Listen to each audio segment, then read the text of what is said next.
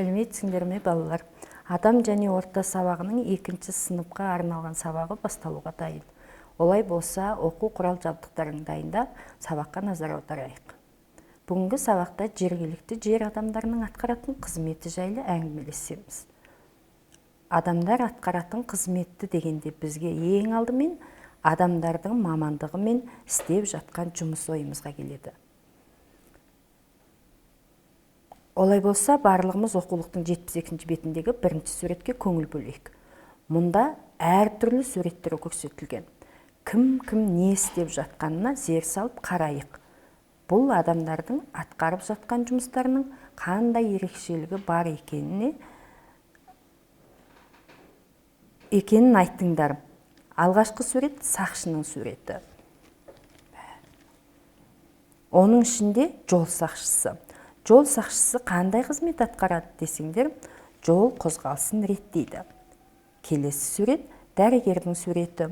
Олар біздің денсаулығымыз үшін қызмет етеді. Дәрігер мамандығы өз ішінен көп түрге бөлінеді.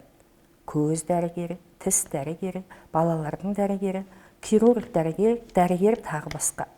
Келесі сурет кеншінің суреті. Ол табиғаттың байлығын қазады. Өрт сөндірушілер біздің қауіпсіздігіміз үшін қызмет атқарады. Ал мынау малшының суреті. Малшылар мал шаруашылығымен айналысып, отанымыздың байлығын еселейді. Мына суретке қарасақ, жеміс-жидек, көкөніс, астық егетін адамдарды егінші дейді екенбіз. Оқулықтың 72-ші бетіндегі сурет бойынша әңгімелестік. Ұстаздарың тақтаға еліміздің картасын ілсін.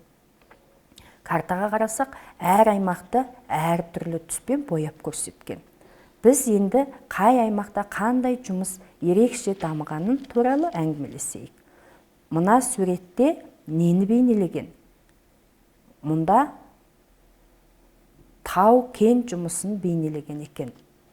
Картадан қарасақ, еліміздің қай өңірінде тау-кен шаруасы ерекше дамыған? Орхон, Умунғоб аймақтарында тау-кен жұмысы ерекше дамыған.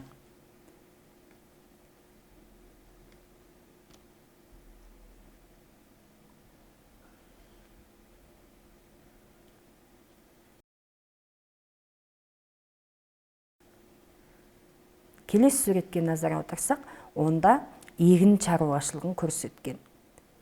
Елімізде егін шаруашылығымен айналысатын көптеген аймақтар бар.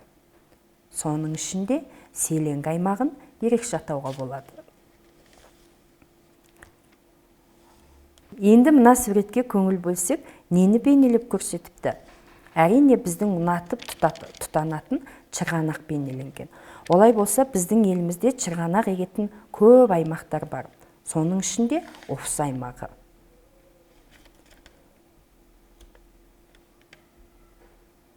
Ал мына суретке көңіл бөліңдер, балалар. Бұл суретте біз құмартып жейтін ақ тағамдар бейнеленген. Елімізде ақ тағам өндіретін көп аймақтар бар. Солардың ішінен мұғалімдердің Архангай аймағын ерекше айтқысы келіп тұр. Тақтаға көңіл бөлейік. Осыған қарап біз нені түсіндік? Әрине, жергілікті жердің ерекшелігіне байланысты адамдар әр түрлі қызметпен айналысатын білдік. Біздің елімізде жылдың 4 мезгілі ауысып тұрады. Әрі климаты да мезгілге сай әр түрлі болады. Ендеше 4 мезгілді атап өтейік. Қыс, көктем, жаз және күз.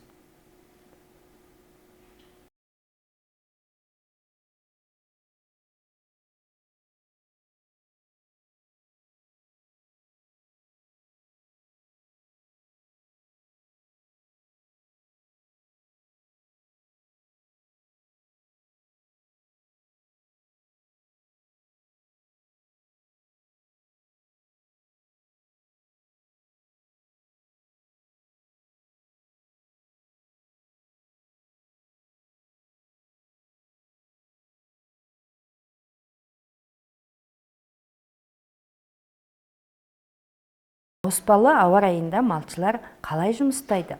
әрі қандай шаруалар атқаратыны жайлы әңгімелесейік. Малшылар көктемде не істейді? Жазда не істейді? Күз және қыста не істейді? Жазда әрине ақ тағам даярлайды. Бұл ақ тағамдарды қалай әзірлейді десеңдер, алдымен малды сауып, онан соң сүтті пісіреді. Әзірлеген сүтінен құрт жасайды. Балалар, малшылар тек қана құрт жасамайды. Сонымен бірге құрт, ірімшік, айран жасаумен қатар малдан алынатын барлық шикізаттарды шығарып алады.